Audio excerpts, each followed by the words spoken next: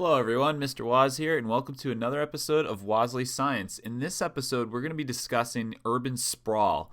Urban sprawl is not really an earth science topic, it's more environmental science, which is really the second half of our year. But what's interesting about urban sprawl is it's also a topic that is often talked about in a sociology class, as well as a geography class and even a history class. So it really spans across a lot of different content areas.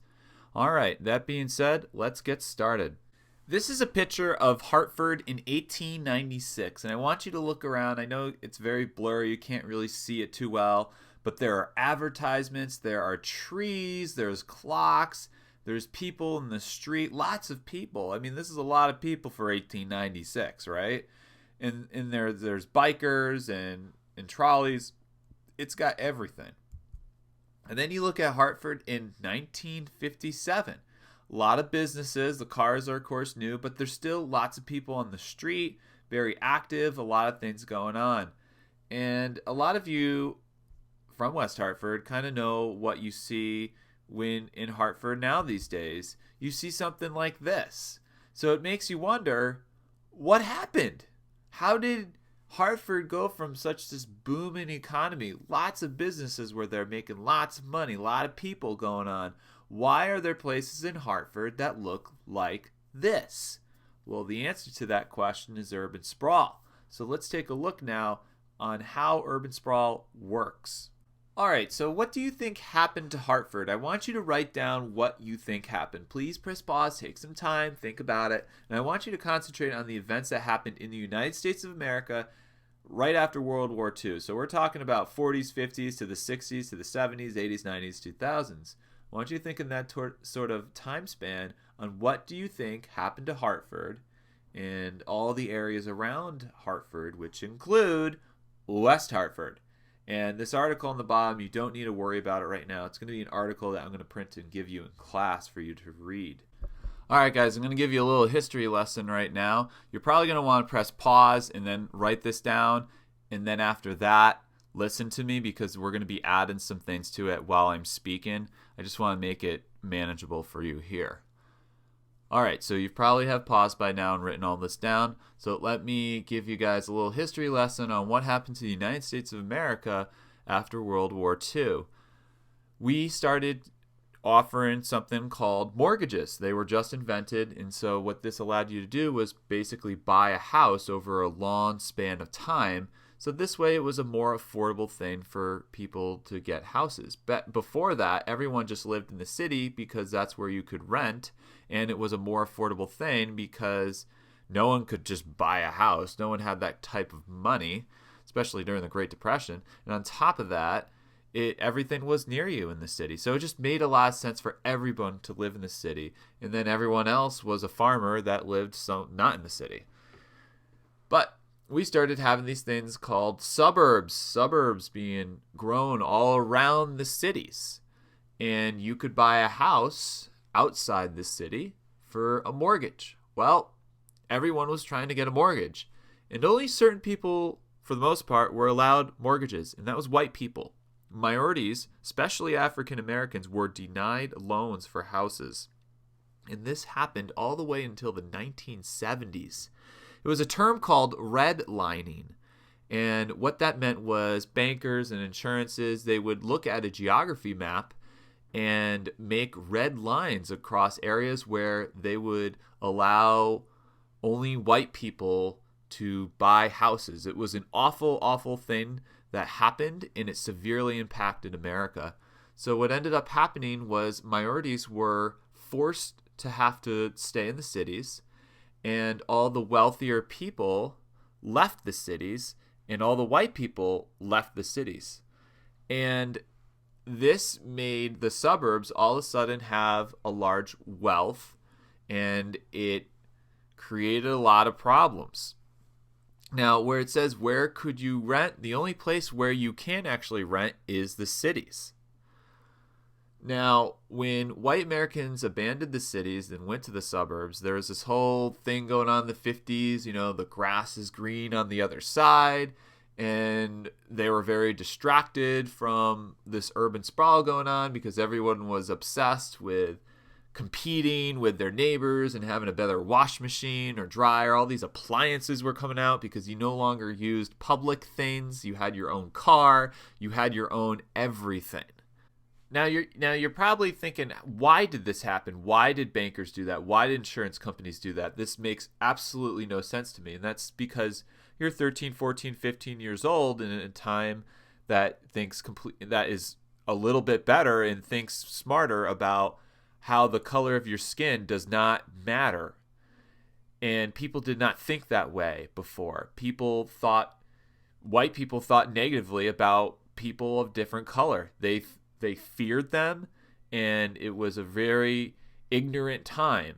And them, by being distracted and them feeling, I'm making little quotation marks with my fingers, safe away from minorities, people chose not to really see this as a problem, or the people in power did not see it as a problem. And then for the rest of this video, you're going to start to see all the different problems that ended up happening because of this thing.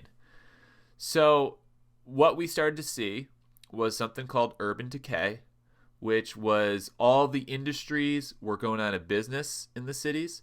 The population was dropping, so the schools were shrinking.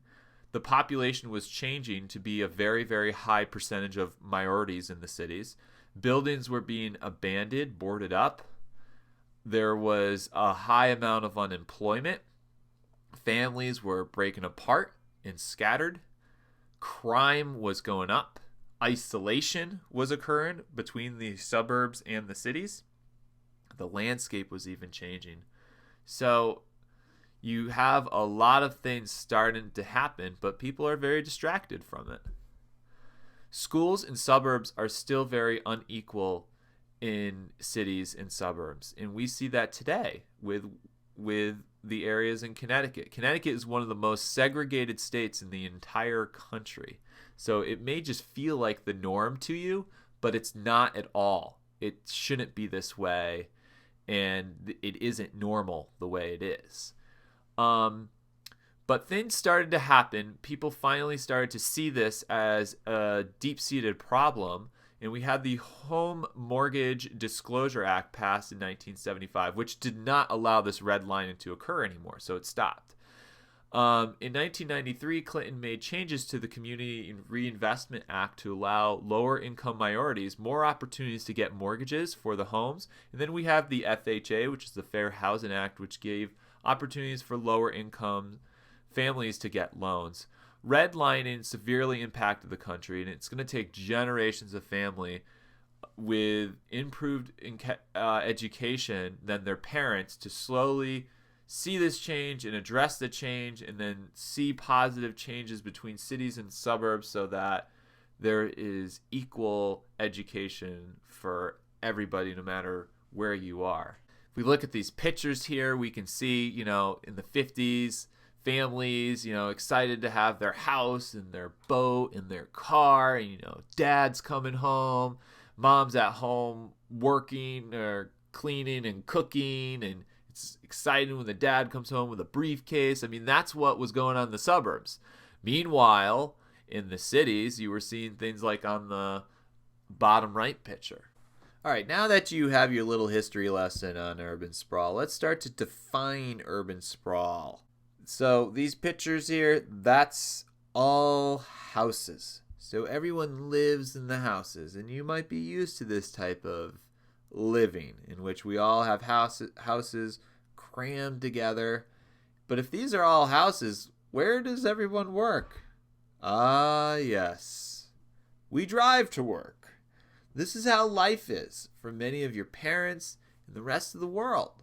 We live in one spot, and then we drive 20 minutes, 40 minutes, an hour, 2 hours, 3 hours, 6 hours round trip for some people from their house to their work and back home again.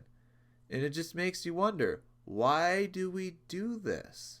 Why don't we just live near where we work? Well, because we have suburbs and cities. So this is what we're starting to talk about here with urban sprawl.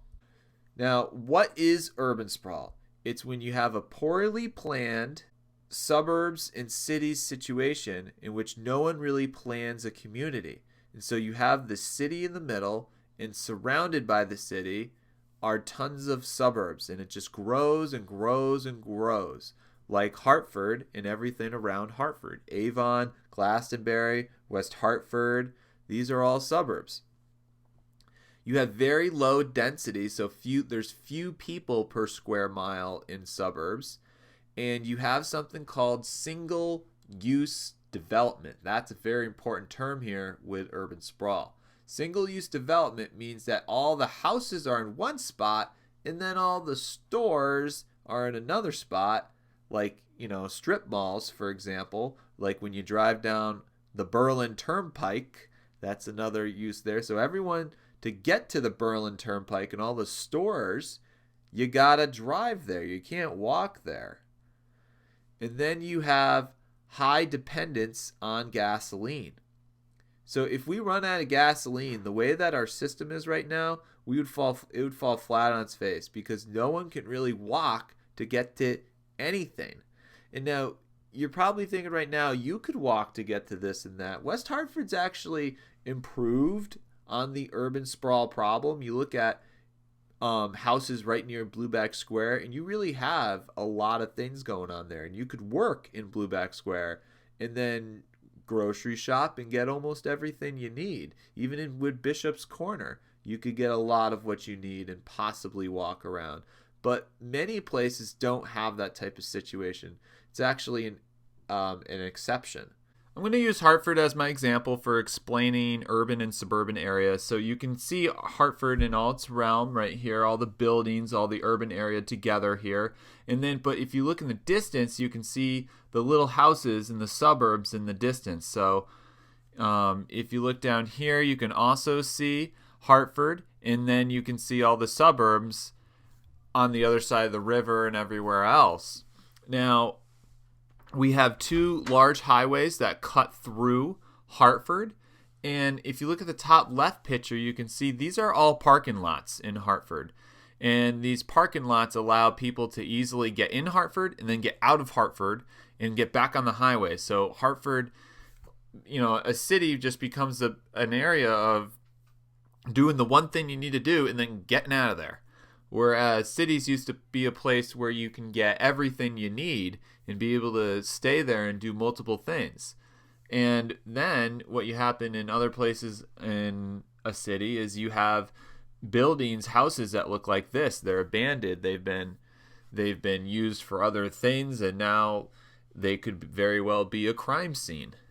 Let's now talk about how land in the United States is broken down. So if you look at this large map on the right, you can see that the brown part is where 90 or more percent of the land is used for farms. And if you see anywhere that's yellow, very, very little of that area is used for farms. So you can see that the area that has the highest amount of population is also the area where there's the least amount of food grown.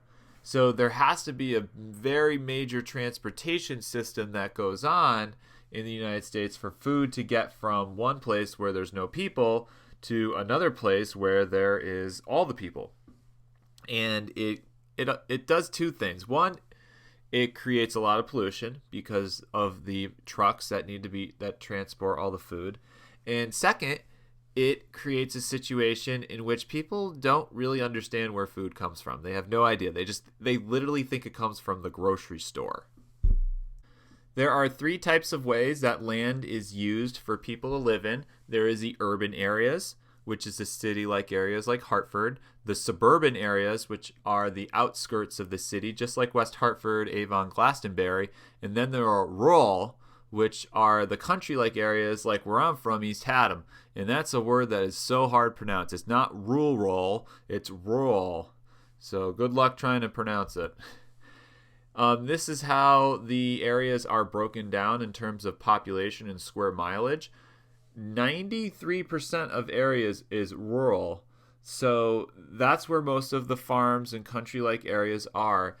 And for suburban and urban, 75% of the population lives there, and yet 6.6% of that area where 75% percent of people live is used. So it's a much smaller amount of area, which is fine. That's okay to have people concentrated. It's actually not a bad thing. All right, so let's look at why urban sprawl is not a good thing. For one, it leads to dead city centers. So the center of Hartford used to be a very booming area where lots of action was going on, things to do, and there still are today. There's still, you could go see a play, you could go see a game, but no one does anything else. They just go to the game and leave, and that doesn't really support the city as well as it could. Whereas if there are more shops and people more comfortable walking around and spending the night, it would create much higher economy for a city. You have a loss of open space, so areas that used to be farms, watersheds, or habitat or forest are now cut down and used for suburbs. And it's not an efficient system because these watersheds are extremely important. When you have more space, you have more food, and food can be more economically valuable. And then when you lose your habitat, you're losing animals.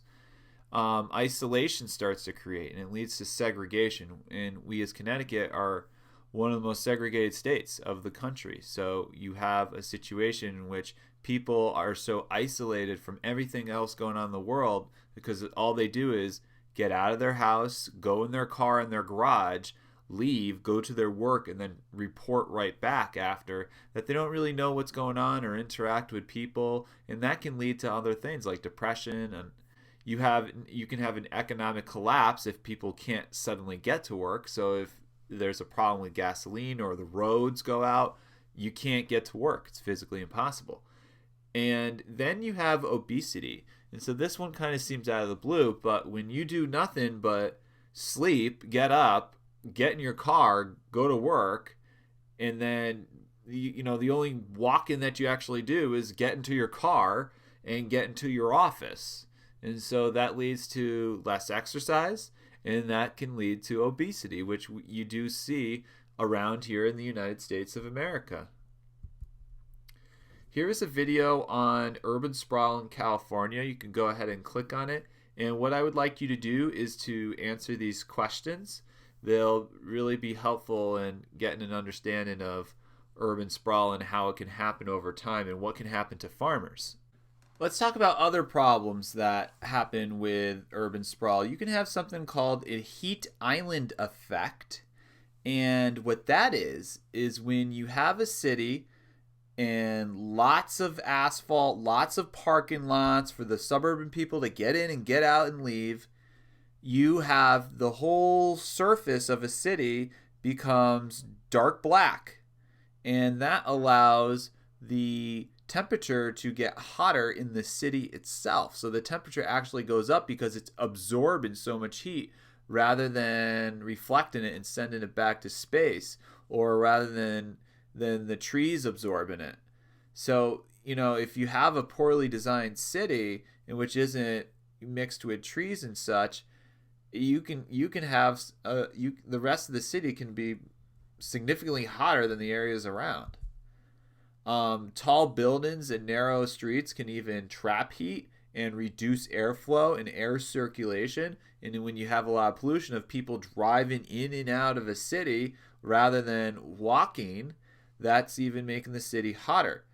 The cities also have higher amounts of dust particles, which we remember dust particles are the ingredient in clouds, and they can lead to more condensation nuclei, which can even lead to more clouds, and then you have more clouds sitting over the city, which can absorb heat and keep a city hotter, which, at this time of year, that sounds great, but it's not so great at other times of the year because what happens after that is everyone needs to have their air conditioning running all the time, and then you're draining more power. Here's the environmental science side of urban sprawl. Is because urban sprawl, when you have so many suburbs and you cut down the trees and you get rid of your watersheds and your areas that once were soaking up the nutrients, like all the things we were talking about from water management, you can lead to flooding. And when you remove that vegetation, the water's not it's not getting absorbed anymore and accumulated. So you get higher amounts of air pollution from cars and trucks, which is what we were talking about from Unit 7 with air pollution. One of the reasons why we have so many cars and we have so much congestion is because of urban sprawl. We have to travel from our house to a city to get from point A to point B, whereas we used to just have it all together. So we wouldn't have to be driving around all the time. You have more waste, you have more greenhouse gases. This really stems from the problems of why we have land pollution, water pollution, and air pollution. It's because of the way we've designed our cities. So here's some more things of what caused urban sprawl. I know we've gone over a lot of this, but we had those low interest mortgages that were for people returning from World War II who wanted that American dream. They poured tons of money into highways. They actually drained them from the Social Security funds in the 40s. They didn't give much money to the cities at all, except to make housing projects, which just sounds crazy when you think about it. And then electricity was able to reach more areas due to power lines and alternating current, and all these things were really starting to develop. And from the suburbs themselves, the local towns, gasoline was becoming extremely cheap, where it used to be very expensive. We had all that Texas tea oil going on. And then you have the single-use zoning. So they have the houses all concentrated in one part, and then all the businesses in one part, and then all the industries in another part. So you have to drive to get to anything. All right, guys. So let's just put this together now. The reason why we're talking about urban sprawl here is because we've been talking about air pollution. We found that most of the air pollution comes from cars. And then when we talked about water pollution, we talked about that most of the water pollution comes from the nutrient pollution from the farms and how we cut down all our watersheds and our wetlands, and those areas that we used to have absorbing all those nutrients just aren't there anymore. And then we talked about land pollution. We learned about abandoned buildings and how they bring contamination into the land. And it's like, if you put all this together, we see that urban sprawl is really the culprit of all the pollutions and all the problems that we've been seeing for this quarter. So we need to tackle that. And if we tackle that, all these other things that we learned about in land pollution, water pollution, and air pollution, they can start to decrease. So here's what we do to combat urban sprawl and urbanization is we revise how the government taxes and how they distribute monies to schools, and we try to create a more equal system. And that's happening right now with all the magnet schools that are opening up in Hartford. We rebuild foot-friendly cities for people, but not for cars. And that starts to happen. I remember when I went to Yukon, you just didn't drive a car around because it was such a pain. It was not worth it. So you would either live there, or if you were a commuter, you had to park on the very outside of the city and then just walk everywhere. And when I say city, I mean Yukon. It was kind of like a mini city. Two very important words: conservation and preservation. Conservation is the need to be careful and have an efficient management to guarantee that you have a sustained supply for productive land resources. In other words, being careful with the things that you have, like the wetlands, and not using them up and not cutting them down. So just being very efficient with how you have things going on. And then with preservation, that is the need to protect scenery and ecosystems in a condition that minimizes human impact. So an example of preservation is this little footpath that you can see here that is going through a wetlands. So a lot of people walk around there. So rather than letting the people just walk wherever they want, you build a walkway for them so that they only use that and don't just walk through the wetland, because that destroys the wetlands. We need to rule out projects that are gated. Gated projects lead to segregation and isolation. That also lacks sidewalks too. Sidewalks are very important to have. One thing that I've always been an advocate for is having a tree-like system rather than a grid-like system. So cities often are very grid-like. If you look at New York City, there's a prime example. But if you have a tree-like system, you can have, think about what a tree, like the roots of a tree branches, they branch out. And if you have the branches branch out from the city center, that will pull everyone into the middle of the city. And I'm going to draw that and demonstrate that in class as well. So you might want to leave some space in your notes to talk about that in class later on, what a tree-like system is. And it'll make a lot of sense when I draw it in the board. So the next thing you need is to rule out single-use projects. No longer do these single-use zoning, but rather instead have housing mixed with retail and offices. And have not only that, but just have houses of different economic levels together. So you're not putting all the rich people in one place and putting all the poor people in another place, because that leads to people not knowing what other people are like. And when that happens, that leads to fear, that leads to ignorance. A neighborhood center should be somewhere that is easy and safe to walk to from anywhere. Buildings should be designed to make the street feel safe and inviting. And you can do that by having your front door or in your porch and your windows facing the street, and then having the garage behind your house rather than in front. If you look at many houses now, it's always the garage that sticks out the most of the street. And that doesn't really create an inviting sort of city in which people want to interact with each other. So we're going to talk a lot about smart growth design. Smart growth design is a theory for urban and transportation planning that concentrates growth in compact, walkable urban centers. And then I think this picture really shows a nice example of smart growth. You have the trees, you have little tiny shops in the street. It's very easy for people to walk. You don't see cars. There's lots of things going on outside. There's a large, and here's the big one, a large selection of housing choices to accommodate everybody. No matter what your socioeconomic status is, you can afford to live in the city all in harmony. And it also promotes living close to where you work, because if you have everything near you, you're going to want to live where you work. And then you don't need to have a car. You don't need to pay for gasoline. You don't need to pay for taxes on your car. So yeah, I think that West Hartford has started to head in this direction a little bit, especially with Blueback Square. It's pretty easy to live there and work there and get everything done there. I think the only direction now, they need to make affordable housing for everybody. But once you have that, you really are going to start to see some smart growth design. And I mean, I tell you, if things were like that, I would totally live there, and I hope you would too. Alright guys, so here's what I'd like you to do. I'd like you to watch these two videos. They're from American Makeovers, and what they do is they explain urban sprawl a little bit, and they show you the great ideas of how to start designing cities. They're great, so you do need to watch these. This is part of your homework. I will emphasize that in class. Please watch these and take notes and connect it with the material that I was just talking about before.